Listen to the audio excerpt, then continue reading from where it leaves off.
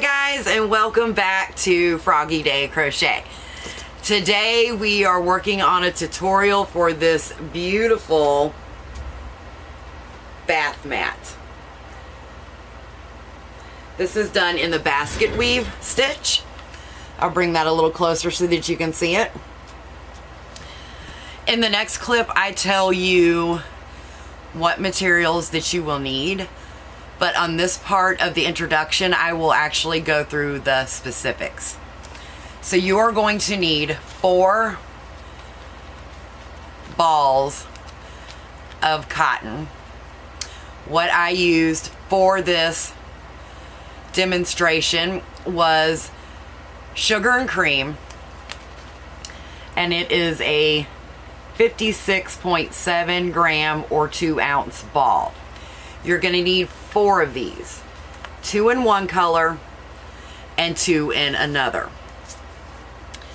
You are also going to need a 7mm crochet hook. Now, you are going to be holding 2 strands of this cotton yarn together at the same time. Depending on how loose or tight you crochet, you may want to get an extra ball of each color to be on the safe side, because I literally had only this much left out of my bright color. For my contrasting color, which was white, I actually had a large ball. So I'm sure I would have just the same amount of white left if I was using the 2 smaller ones. Okay, so without further ado, let's go ahead and get started, and I hope you guys enjoy this tutorial. Hi guys. Okay, so we are gonna go ahead and get started on our bath mat. I am using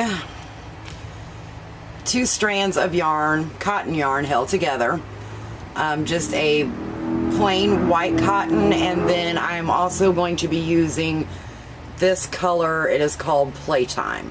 This is a sugar and cream, and it has the colors of the yellow, orange, and pink, and a little bit of red in there. I'm also going to be using a 7mm crochet hook. Okay, I did want to mention that if you're using a bright color such as this or a red, this color does have the tendency to bleed when you're using it with a white. So I would suggest, if you, especially if you're making this as a gift for someone, that once you have finished, you soak it in water, just rinse it really well, and then add some vinegar and soak it in a vinegar bath, and that will stop the colors from bleeding. Okie dokie. So, we are gonna go ahead and get started. Okay, for this pattern, there is a stitch multiple of 8 plus 1. You can do yours in any size that you like, but if you would like to follow me, I have chained 41. So again, that's a stitch multiple of 8 plus 1. And what we're going to do is we are going to start by doing a half double crochet into the second chain from the hook. So I like to use these back bumps. So this would be the first bump, and this would be the second bump. So we're going to half double crochet into each of those bumps, back bumps, all the way across. Being careful not to lose that second strand of yarn since we're holding 2 together.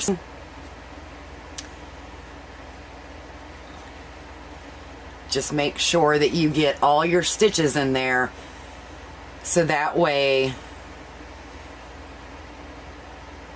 your project doesn't unravel.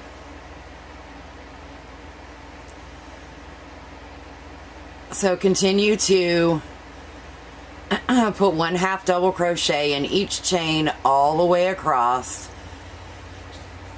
and then that will finish your foundation row, and we will start our pattern stitch. Okay, so at this point we have finished row 1, or what I call our foundation row. If, like I said, if you are following my stitch count, you will have 40 half double crochet, and that does include our turning chain from the beginning. So at this point we are going to chain 3,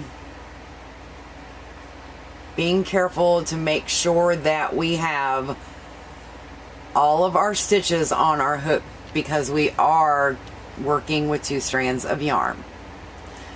Now what we're going to do is we're going to skip this first stitch right here, and we are going to work a front post double crochet around the next stitch. So let me zoom in a little bit so you can see this. You yarn over, you put your hook in between the next stitch, so in between your first stitch and the next stitch that you're working on. Bring it in through the back, and then bring it back in so that that post is sitting in front of your hook. You're going to yarn over and pull that through that post. So you now have your 3 stitches on your hook. You're going to yarn over and pull through 2, yarn over and pull through 2. Now this beginning row is going to look kind of wonky. That's because you don't really have anything down here established yet. So if it looks kind of crazy, it's okay. It's completely normal. So we're going to do another one. Again, you want to bring your hook in so that the post is on the front side of your hook. You're going to yarn over and pull through, so you have 3 loops now on your hook. Yarn over, pull through 2, yarn over and pull through 2. Okay, so we have our first 2 front post double crochets. Now we're going to work on our back post double crochets. So with the back post double crochet, you yarn over, and basically you're doing the same thing, except for you come in through the back and go around. So now your post is on the back side of your hook. You're going to yarn over, and the first ones are sometimes tricky, like I said, because you have nothing established. So you yarn over, you pull through with your 3 loops on the hook, yarn over, pull through 2, yarn over and pull through 2. So that is your back post double crochet. So we're going to do that again for the stitch pattern. And now from here we are just going to alternate all the way across. So we have 2 front posts, 2 back posts. We're going to do 2 front posts, 2 back posts, 2 front posts, 2 back posts, and so on, all the way until the end. And I'll show you what it looks like at the end of row 1. Okay, so we have worked all the way across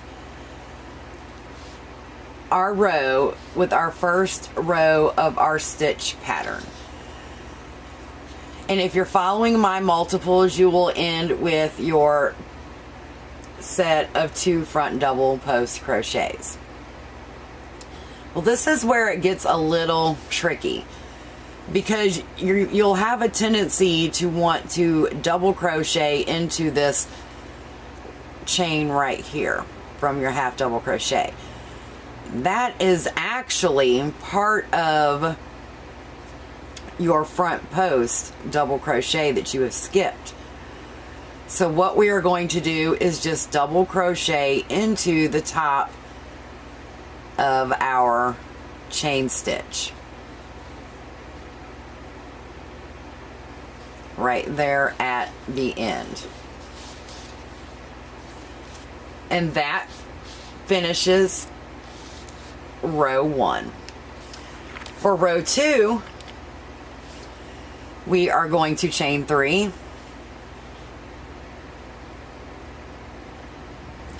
So at this point, if you want to, you can put a stitch marker somewhere on this side to represent the right side of your project, so that way you will know when the stitch pattern alternates. Completely up to you. So we've chained 3 and we're going to turn. We're going to skip this first stitch. We're not going to do anything in it because this is our double crochet. Now we are going to back post double crochet. So we're following the exact stitch pattern on this row that was already established. So we have our first 2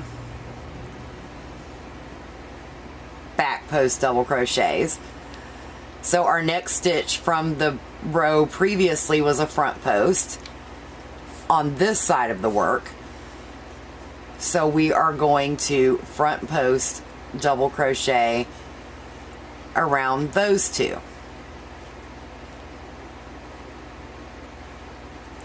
Our next 2 stitches on this side of the work are back post.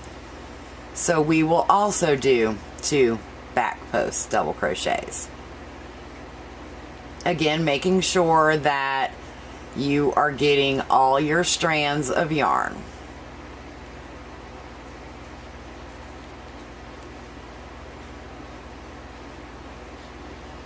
Okay, so continue to follow that sequence all the way across. You're going to front post double crochet in the front post, and you're going to back post double crochet into the back post. And we will meet you at the end of the row. We have come to the end of our row 2 stitch pattern, and we are just going to pop a double crochet right there into the top of that turning chain. Again, making sure that you're getting through all of your stitches. And there we go. We have completed our second row. So you should have something that kind of looks like this. Now this is where the fun part starts. So this is our back side. We're going to chain 3. We're going to turn our work. And now we're on the front side.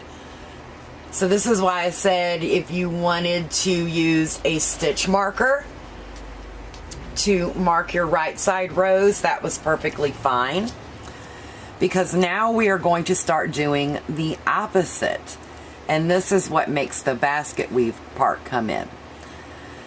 So on this row,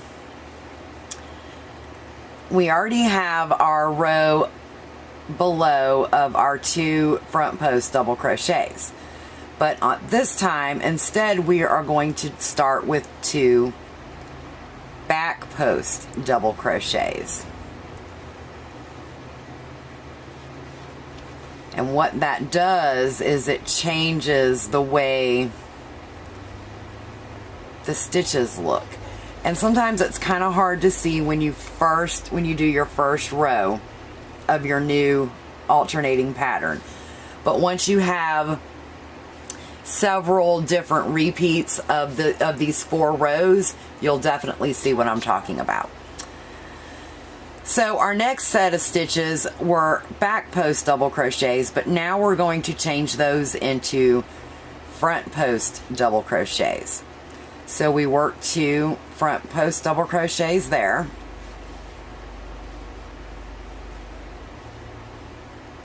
Pull out some more yarn because it's getting a little tight there. And because of that, I didn't get my stitch in correctly. So you always want to make sure that you have lots of yarn pulled out, so that way you can keep your tension the same. Okay, so we come to our next set of stitches, and because they were front posts on the previous row, we know these are going to be back post double crochets. So 2 back post double crochets in the next set of 2. Our next set of 2 were back posts on the previous row, so we know these 2 are going to be front post double crochets.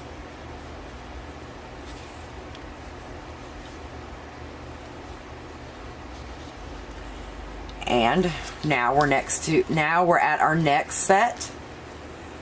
These were front posts on the previous row, so now they will be back post double crochets.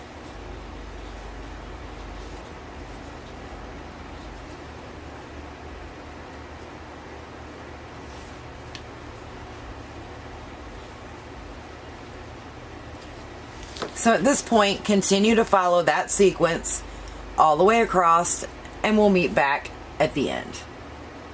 We're back to the end, and we have double crocheted into the top of our turning chain. Now we are going to chain 3, and we are going to turn again. And on this row, we will be following our new stitch pattern. So basically, if you remember, on the right side row, we are going to invert every stitch, and on the back side row, we follow every stitch. You will never lose count of where you are. So on the 4th row of our stitch pattern, we have chain 3 and turn, and we are going to simply follow every stitch that has already been established. So we are going to front post double crochet around the front posts and back post double crochets around the back posts. Easy peasy, right?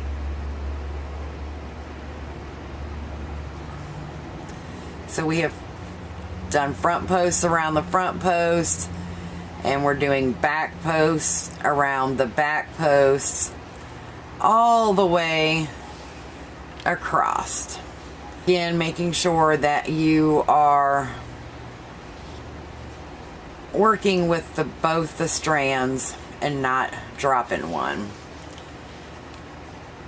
So we're just going to continue to do that all the way across the row. And I'm sure by now that you have learned the stitch pattern.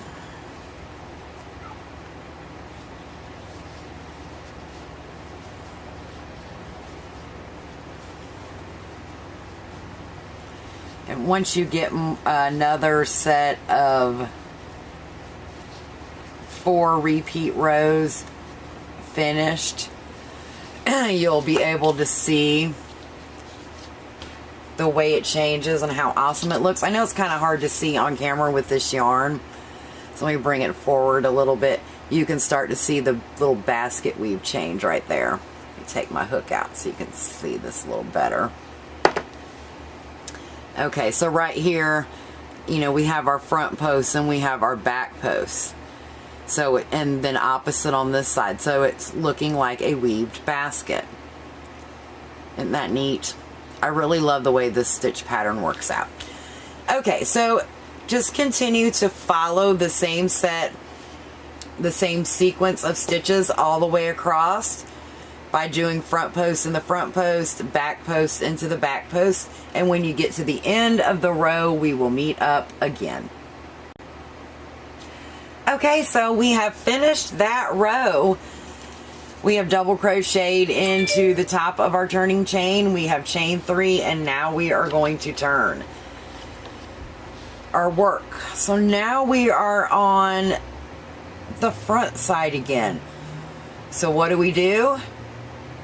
You guessed it, we invert our stitches. So this time, since we already have 2 back post double crochets, we know now that we are going to work 2 front post double crochets.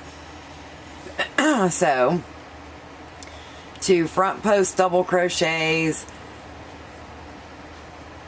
into the first set of 2.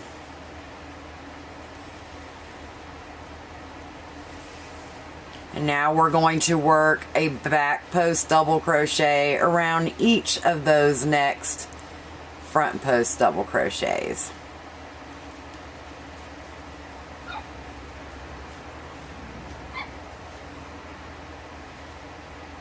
Again, making sure that you're getting through all those strands.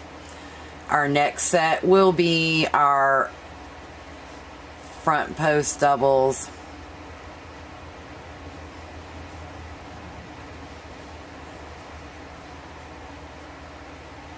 Okay.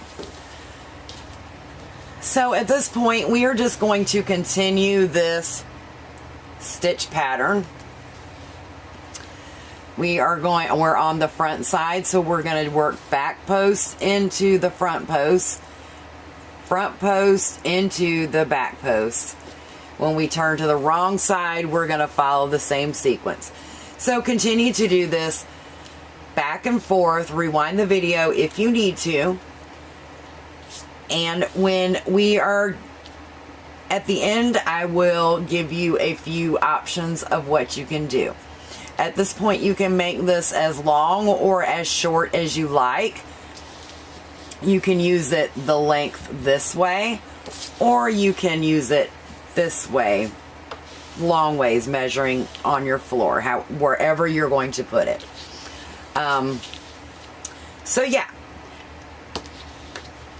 continue to work that for a while until you have established the length and width that you would like. And then we'll meet up again. I also wanted to take a quick break and mention that when you are working with double strands,